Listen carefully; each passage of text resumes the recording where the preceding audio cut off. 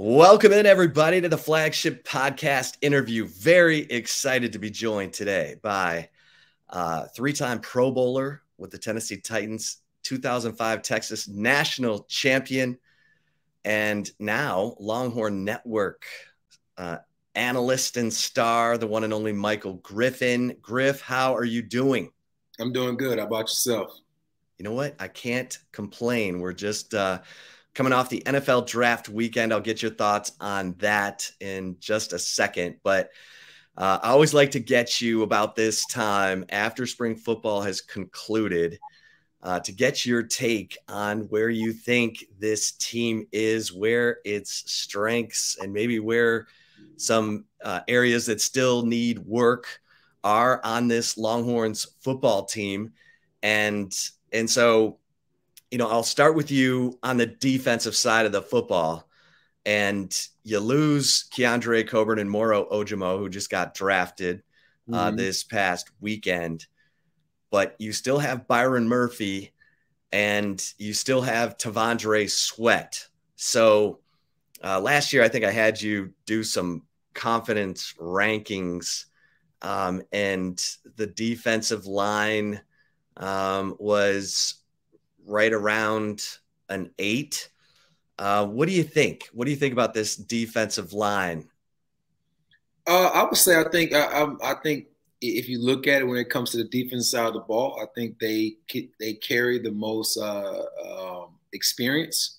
I think the one thing that you saw last year, how well Coburn played. I mean, it was 6 years he played at the University of Texas, and you thought that he reached his peak, but you saw last year that he took on a whole nother step. And understandably, that's why he got drafted this past weekend. But, I mean, you got Keandre Sweat, you got Byron Murphy, you got some young guys coming in, Sadir Mitchell, who looks like a mammoth when you look at the size of he is coming from high school. But I feel like it all starts in the trenches. And you looked at last year, they did a phenomenal job. They got a lot of pressures on the quarterback, but at the same time, they did not get the sacks. But they did exactly what they needed to do to be able to stay in a lot of these football games. Even go back to the TCU game, just what this defense did as a whole. They put them right back in the game, even though it was no offensive touchdowns. They managed to put themselves right back in the game late. And then you go on to see the good things that they did throughout the year of just how they changed being one of the worst defenses into being one of the best defenses in the Big 12. When you look at the edge, Steve Sarkisian's talked a lot about Barron Sorrell, but who else stood out to you coming out of spring in terms of coming off the edge? Well, the biggest thing is spring is kind of hard to tell because, it's not really live, not to mention that you can't hit the quarterbacks. And, you saw some green jerseys here and there, like they were participating, but they weren't actually being live. So that's still something that's going to, you still got to figure that out. I mean, it's just being an edge rusher. There's just an artwork to it. And some people just have that gift. You look at a guy like Brian Orakpo, Sergio Kendall, those guys in the past, they just had a great instinct for it. So you had some guys like Joseph Osai in the past. I mean, he did a phenomenal job coming off the edge, but again, it was one of those like a great hustle type plays. Plays got extended, he managed to get his way to the quarterback, but a guy that really just has a knack to get to the quarterback. I mean, literally right off the edge, like a Will Anderson and those types. You got to really have that type of knack and a feel for it. So I think as they progress when it comes to this defense with PK as D coordinator, I think he's going to find guys as they're going through the recruiting process. But I think also he's going to dial up some more blitzes and ways to get to the quarterback. You saw last year, DeMarvion Overshown had to come off the edge some. Ford had to come off the edge some. So they kept finding ways to get after the quarterback, but for some reason they managed not to be able to just get that 4-man pressure and just be able to get sacks that way. Is there a guy you have a feeling about? I mean, last year you had a lot of young guys, and you had some guys that guys that are left and things of that nature. So I think it's just something that they're going to have to continue to work, get bigger, stronger, faster, and just understand.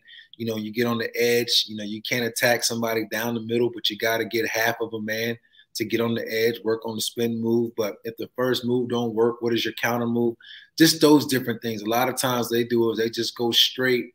They go straight in, And if they don't get around the edge, they want to just go straight down the bull rush. And that's just not going to work, especially at the next level. But that just makes it so much easier for offensive linemen. So they're going to have to find ways to get from the first, second, maybe even third move, just generate different pass rush moves, watch more film, and just figure this thing out. I'm telling you, the guy who may end up being the pressure guy is a freshman in Anthony Hill, and that leads us to the linebacker position, Griff. Obviously, you've got Jaylan Ford returning.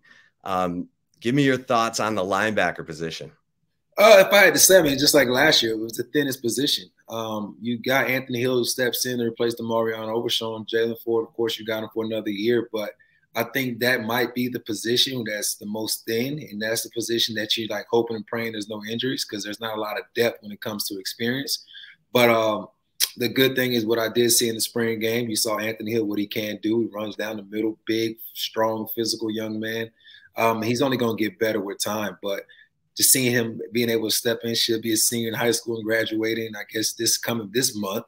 But a guy that came in already for spring ball and showed he's able to come in and get a lot of things done and accomplish. Of course, he's going to have some errors here and there, but I think the best thing to do is let him play right now. I think by year 2, year 3, I mean, he's going to be a phenomenal football player.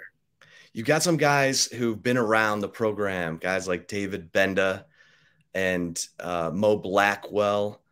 What are your thoughts on those guys? Because Ford had been in the program and then he burst onto the scene last year.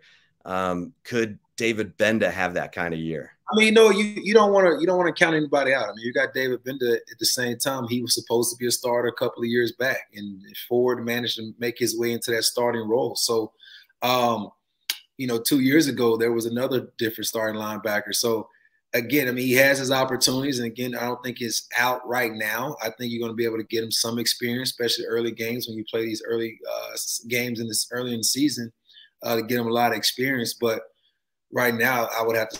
Anthony Hill showed the most promising, the fact that you understand that you kind of see what his floor is right now coming in as a true freshman, but now you can see that he has a bigger ceiling when it comes to the young men that are there. Maybe Benda gets his opportunity next year and Jaylan Ford decides to leave. As of right now, I would just have to say that you have to run with the young guy, kind of like what you did with Derek Johnson when he first got to the University of Texas. Just let him play. He's going to get better as time progresses. Yeah, they did that with him as a sophomore at Denton Ryan, just had him rush the passer, and he made a huge impact. And then he learned the nuances of playing, that middle linebacker position and all the linebacker positions at Denton Ryan. Won a state championship with JT Sanders as a sophomore there at Denton Ryan. Michael Griffin, our guest here on the Flagship Podcast, and Griff probably will move toward the secondary now. Jahdae Barron, if we're given a confidence rating to that star nickel position, I mean, Jahdae Barron had a breakout year last year. Give me your thoughts. I think he had, if I had to say, outside of Anthony Cook and Ford, I would have to say that Jahdae Barron might have been one of the MVPs when it came to this defensive last year. I mean, just the things that he was able to do. In the beginning, he was having time switched in and out with Gilbo, who was a true freshman. Unfortunately, he got banged up, and Jahdae Barron took that opportunity and just ran off with it. I mean, he was a guy that was contemplating, his future. He's a local guy from the Austin area, went to Pflugerville Conley. But again, just the confidence that he played with last year, I think that just showed tremendously on what type of season he should have this year. Spoke to him briefly, and I told him, hey, you know what? Now it's your team. This is your opportunity to take that next step. I think he got a taste of what his young former teammates like Ojimo and Marion Overshown, just to see these guys get drafted. So I think he sees what the next level is like, the opportunity that presents itself, and he has an opportunity this year to come out and start off where he left off last year. So I'm very excited to see him at that nickel position. When you look at Watts, the corner, he did a great job last year playing that boundary corner. Big, strong, physical guy, great at tackling. You got to figure out who's going to for Anthony Cook. I mean, he's a guy that I think shocked the entire Texas fan base. A guy that's been around for a long time, had opportunity this year, played physical, broke his forearm, still played throughout games. I mean, he played his heart and his soul out. And I think that just went on to Jaron Thompson. I think he from you saw his first opportunity playing when Caden Stearns first left to last year. I mean, that was a guy that really took that next step, the guy that we've been looking for a long time. You can go back to watch a bunch of games, and I'd say a lot of things that go unnoticed, but just some of those open field tackles that he, especially versus Oklahoma, Iowa State, and some of those other games, you would love to see them get their hand more. But again, just the way that defense played collectively together, the secondary, they played a great job. And then you look out, you got Brooks on the outside now. He was sharing time with Jameson last year, but now he's a sole starter. So it's another opportunity for him to take that next step now, being that he's the starter. I see him having an opportunity to have a good season, but I think they got a lot of depth when you look at it. You got Jalen Catalon. We've seen him at Arkansas, originally a Texas commit that decided to go to Arkansas. But I think he can do a lot of great things for this football team. You look at the freshman that's supposed to be coming in, I think it's Williams. Derek Williams. Derek Williams. The Raptor. The Raptor. I think he's going to be a tremendous player. Is just see, can that translate from high school? Can it translate to the college level at such an early age? We'll see. But the good thing is you got guys in place that these young guys don't have to come in and play right away. But I'm really excited to see with the secondary. I think right now, if you look at it from a year ago, 2021 to the 22 season, I mean, it was just a completely different defense when you look at what PK did with those guys, from going from a 5-8 season to just being in each and every football game. It wasn't like there was a game that we're just saying, oh, this game is over with. I think the biggest test was that Alabama game, and we saw that, hey, these guys can really play. And from that standpoint, it wasn't just a fluke. It was a team that came out and played each and every week. I think that was definitely a good sight when it comes to looking at this university football team. Yeah, there's been they didn't lose any position coaches, so there's continuity finally for these guys. So many of these position players have had a revolving door leading up to Steve Sarkisian getting here with PK. But Gary Patterson did move on, or he's taken more time for his family. He, told me that he did a lot of the opponent scout for the game planning of opposing offenses for the Texas defense going into games. How much do you think his absence right now impacts the Texas defense? It's hard to tell because, I mean, the biggest thing I would say is you can go back to when I go back to back when we played. I mean, when Gene Chizik left, I don't think necessarily the mentality of the players never left. I think we understood that there was a way, there was a standard on how to play football. And I think that's the biggest thing that you see right now. They're starting to develop a culture. If you really want to be technical, I think the last wave of quote unquote, the Tom Herman era is this draft class that just left. So you may have a few guys like a Jordan Whittington that's still there, maybe even a Jahdae Barron or whatever it is. But a lot of these guys are starting to become Sarkisian guys. When you go to Sanders, you go to Ewers, you go to a lot of the old linemen. A lot of these guys are Sarkisian's guys. So you can kind of see how the evolution of the different mindset, that you could just see the body language, and when they win, how excited they are. When they lose, the mindset of they're not giving up. The biggest thing you're going to have to really see when this team is, for the longest, Roschon Johnson has been the heart and soul of this team. And when it came to the offense, pretty much the team leader. Even though Bijan got all the recognition, Roschon was the guy that everybody can look up to. He was the guy that that you could, lean on him. And he would always have the up tempo when it came to this team. Just the way that DeMarvion Overshown played on the defense side of the ball, he just brought a spark early in the game on how this team is supposed to play. But when you go back to the spring game and just watch these young men in spring practice, they didn't lose that. It's like they understood how to practice. They understood the energy to come to practice. And you could just see that this team is just totally different. And again, you just hope that it carries on through the summer, continue to make smart decisions and continue to work hard in the summer, and then be prepared and come in fall ball and be ready for the first game. All right, we'll take a quick break here on the Flagship Podcast interview with Michael Griffin.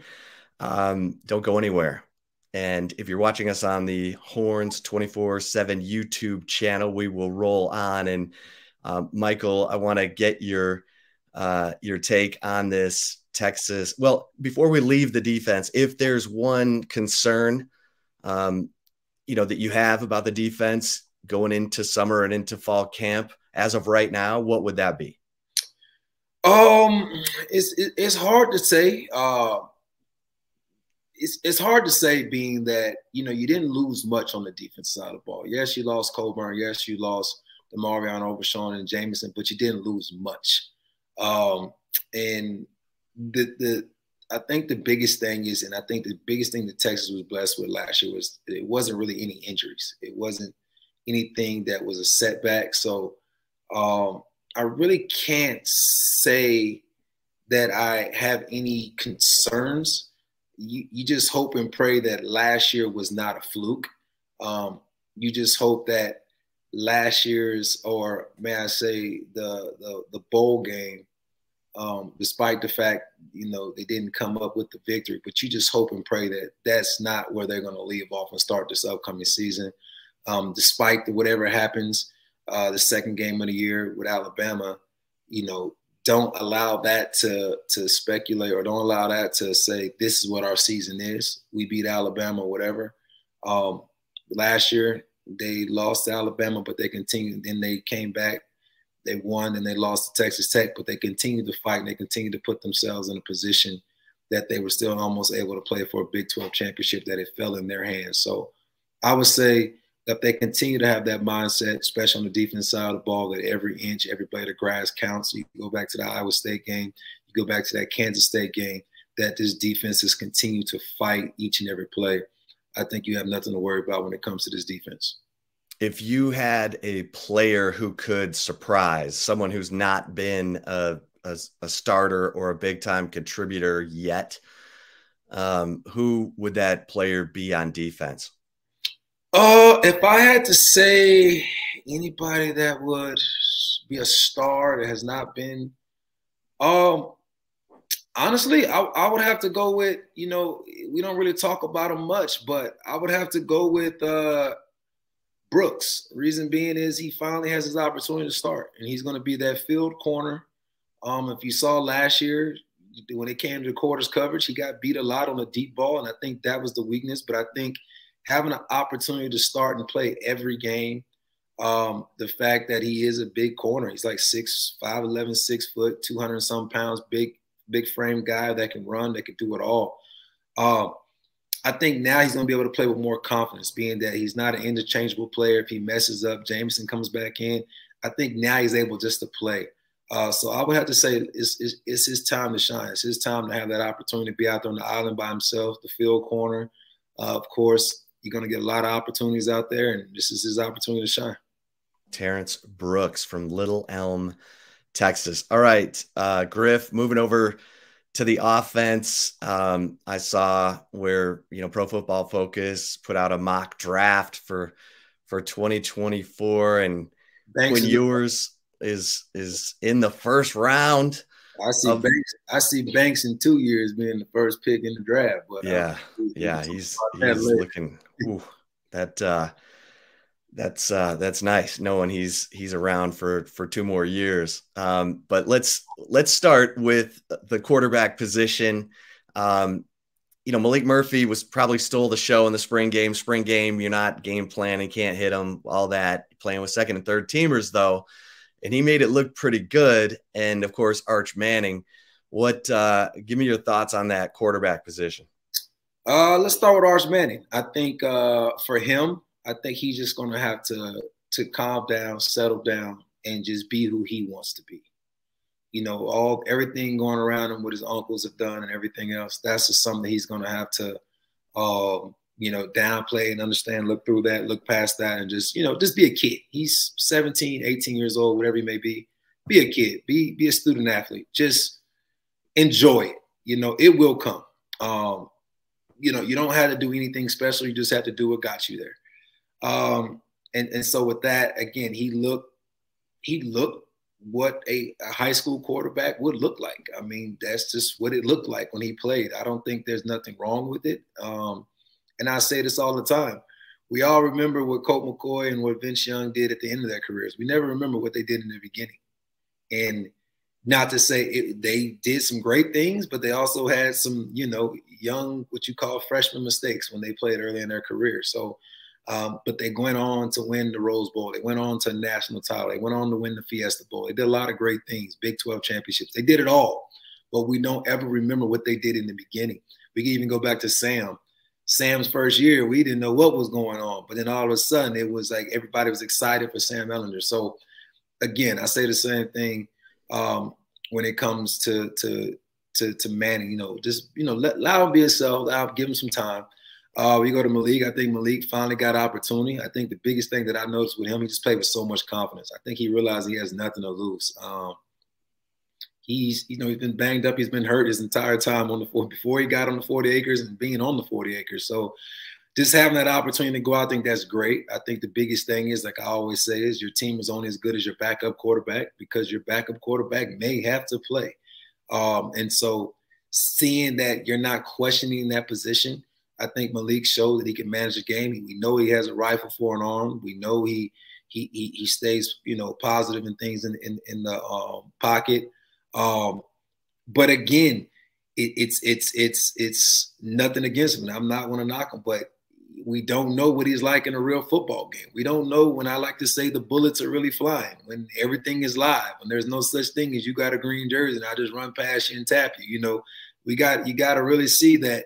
We know he's been banged up, but you got to see, has he mentally been over, the injuries and things when you're playing in a real live game. The crowd is cheering. It's a night football game.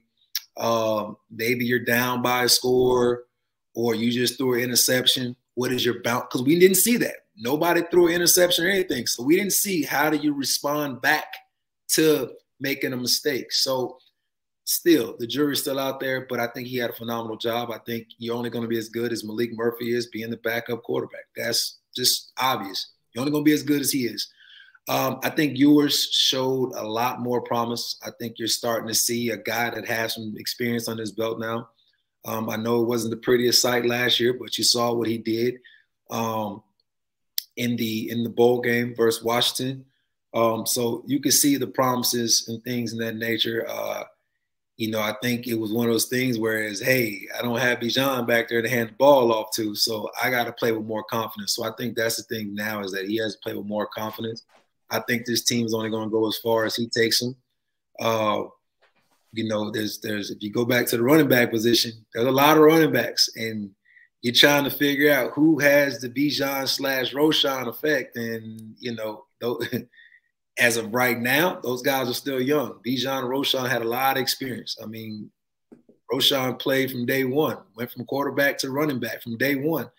And then Bijan came in and he started playing right away too. So that was a lot of experience back there. Right now, you got guys that collectively together, I don't think they even got a full game collectively together. So, and it's about 5 of them back there in that running back room. So, again, I think this team is only going to go as far as a quarterback position take them. And with that being said, both quarterbacks are going to have to be on the same page and be expecting to play at any given moment. What do you think of Jonathan Brooks? Because we didn't really see him in the spring, but we've seen glimpses of him. Saw him against Kansas last year. We've seen him in, a different garbage time of games. What do you think about Jonathan Brooks?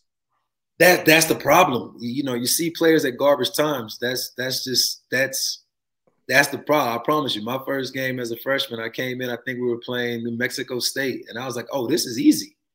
And then the next week we played Arkansas and we got blown out. And it's like, oh, this is different. Like it's totally different when you're playing against a team that's winning and playing against a team that's getting blown out. So, I mean, they all have gifts. The question is, what is that gift? And the question for Sarkisian or whoever's going to call the plays is, how do you put your playmakers in position to make plays? So that's going to be the biggest question, is understanding that you don't have a guy back there that's, Bijan, I think he weighed in at 220 and ran a 4.40. Do I think these guys run 4.4s? Yeah, I think they run 4.4s. The question is, do I think they can take the hits and bounce off and have the great vision and catch the ball out the backfield? That is still up for debate because we have not seen it yet. Maybe they did it in high school, but this is a different level. So it's still up for debate. If you want to say the guy that really surprised me in the spring game, I would have to say Savion Red. He was impressive. The only question mark I had for him was there was one time when Anthony Hill came on a blitz down the middle and Savion Red made a great business decision. He stuck his shoulder down. Anthony Hill gave him a little love tap, and next thing you know, he acted like his shoulder was out of place. So it's like, hey, if you're going to be a running back, you got to be able to do it. You got to be able to deliver it, but at the same time, you got to be able to take it. So, again, I think Baxter, big back, he's going to have to learn how to run with his pass down. Again, he's going to have to understand the game. I think one of the things in the surprising moments was it took them 4 downs on the 1 yard line to score a touchdown. And your expectations from a man that size is, you're so used to Bijan on the 1 yard line, it's a one take, he's in. But seeing somebody with 4 opportunities and you finally get in, that's where you're like, okay, we got to get our pass down. We got to get stronger. You got to have that determination of, hey, nobody's going to stop me on the 1 yard line. So it's just something that you feel that, hey, Bijan Roschon is not here. As you're watching them, you got to watch them with an open mind. And naturally, you want to compare the two. Those 2 players with all the players, you want to see how they emulate each other, But, as of right now, them as a collective, as a core, as a group, they got to find themselves and be like, what am I going to bring to the table? And what am I going to do when I get my opportunity? And just, don't try to do too much. Just do your thing. And that's what they got to understand. As a former safety who probably had tight ends in his coverage parameters, JT Sanders is the highest first-round pick in Pro Football Focus's mock draft for 2024 at number 18. What stands out about him, Griff? The physical nature. Understand he played both sides of the ball in high school, so you understand he knows how to be aggressive. He knows how to be physical. Very athletic. That was the biggest surprise. A lot of times you don't see guys playing defense end can go to the tight end position and move the way that he does, gets downfield on the vertical routes, the wheel routes, and then the way he blocks, very physical at the approach.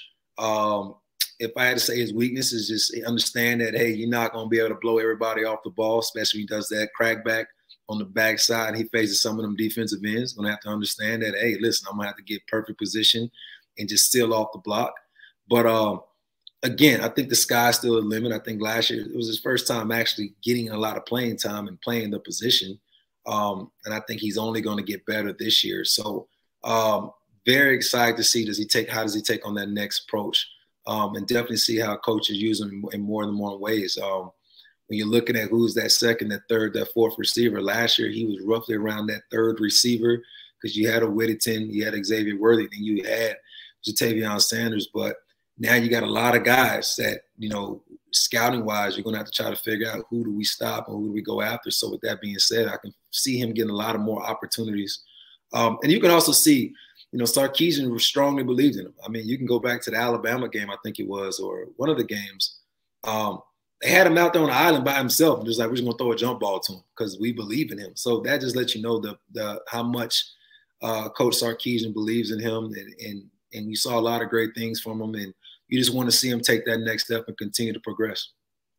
Well, the other player in Pro Football Focus's mock draft in the first round is Xavier Worthy. They had him at number 31.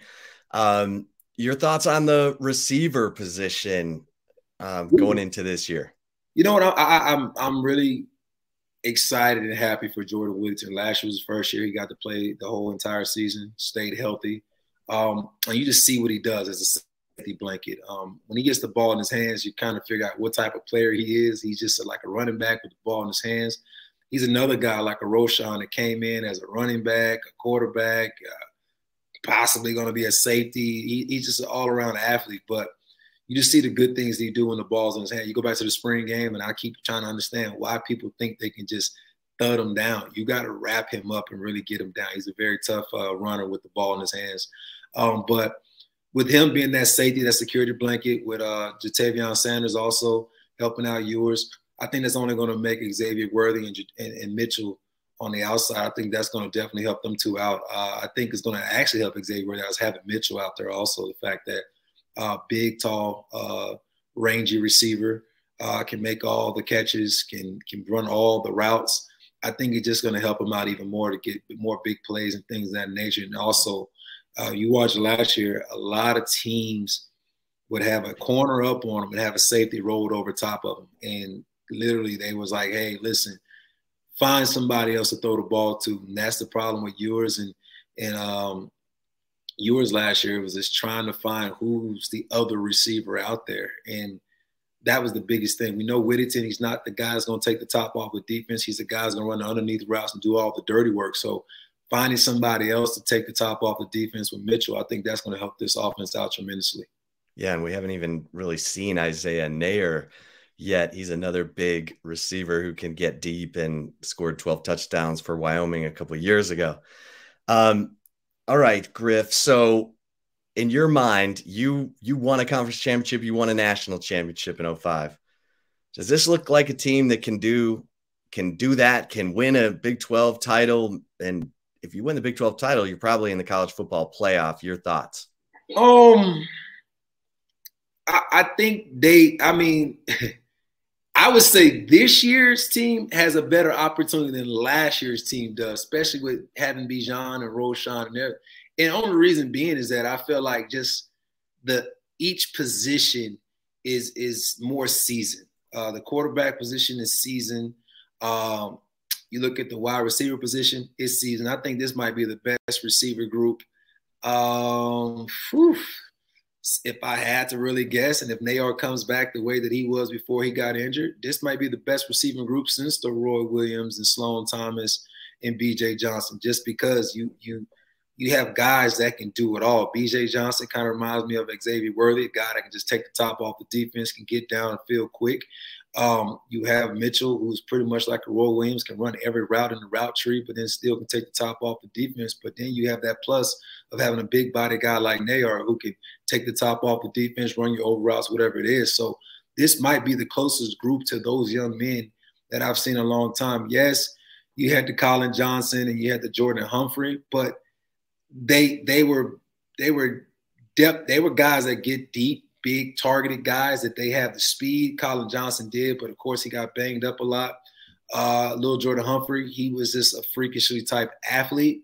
I think if he was in his office, he may be like, hey, put some more pounds on and go down there with Ja'Tavion Sanders and do some things in that type of nature. But when it comes to pure threat at the receiver position, I would have to say this is that type of group when it comes to this offensive side of the ball. So I say this year they have the best chances. Then you look around the Big 12, you look at Oklahoma State, who they always have an issue with, that you don't know who their starting quarterback is going to be this year.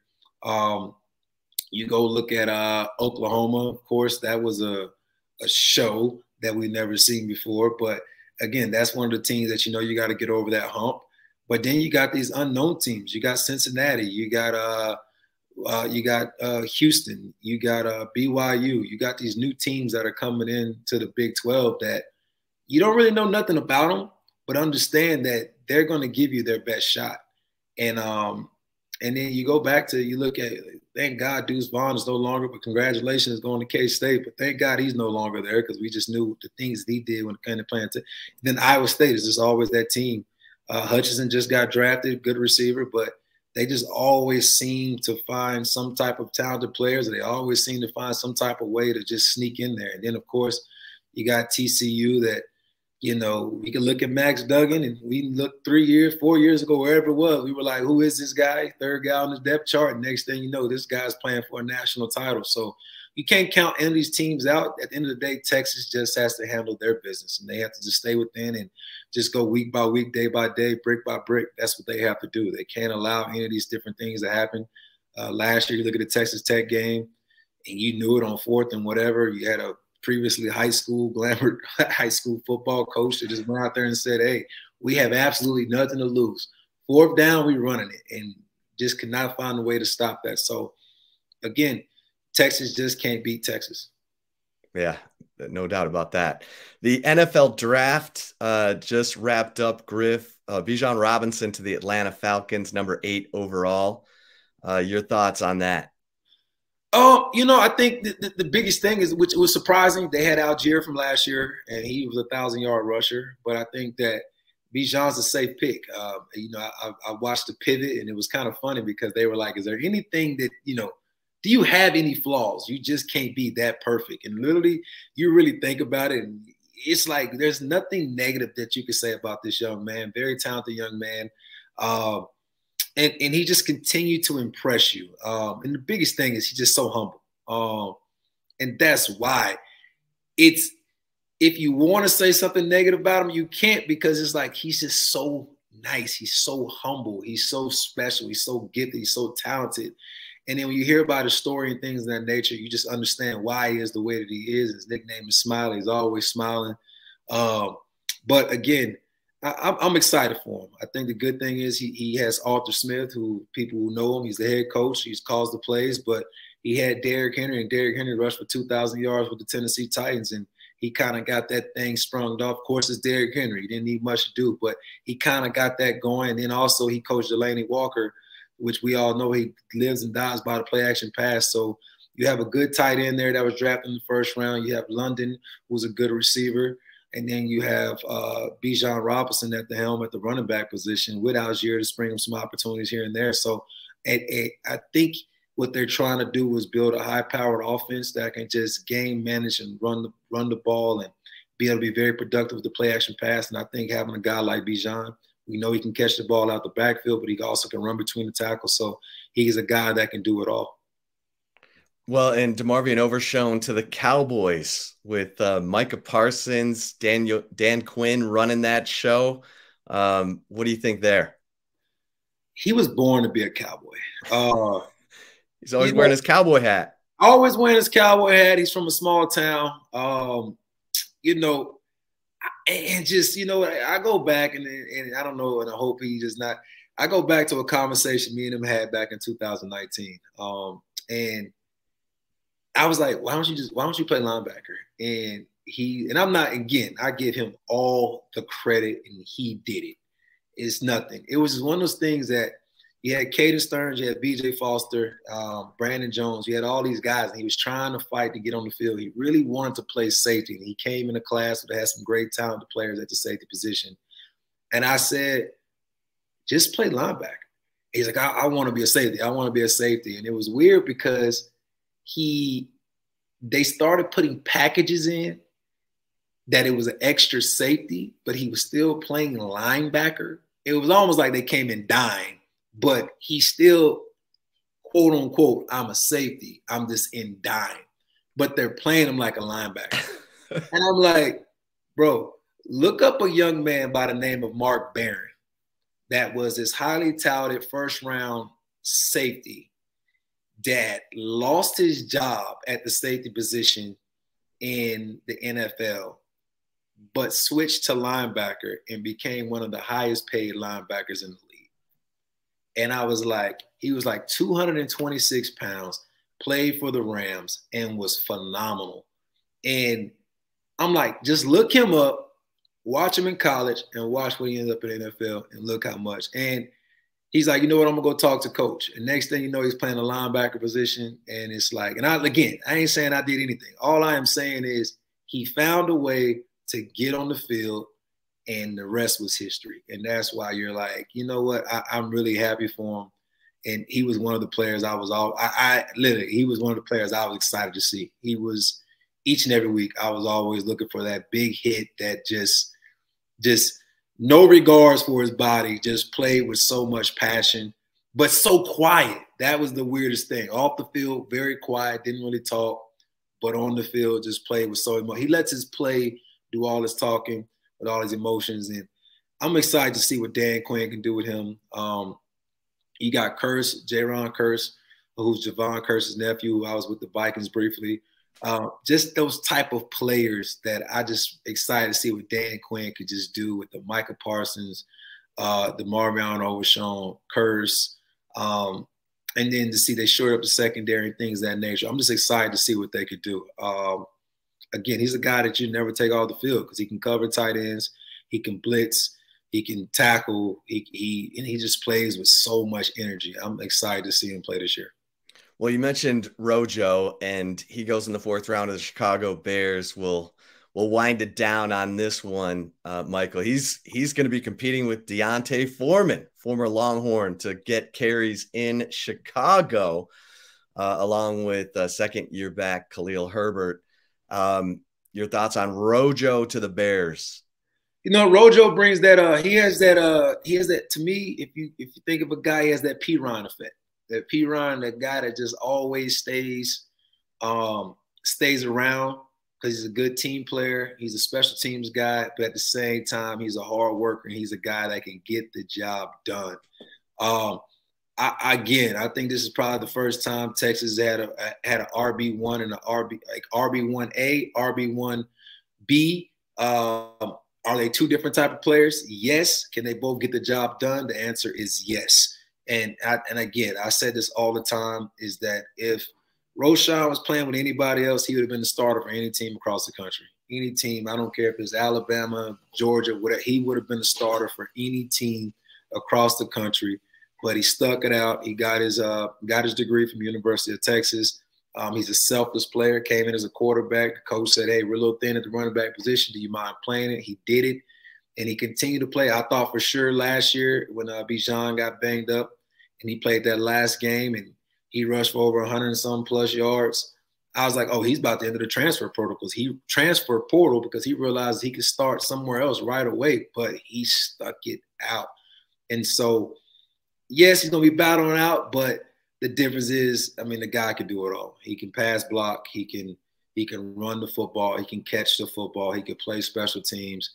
He could do anything that you ask him to do. I wouldn't even be surprised. And I remember I seen this one day, he threw an interception in practice his freshman year, and I remembered him hit this safety so hard.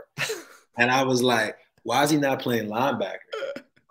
But literally, he could do it all. And again, I think Chicago definitely won on that.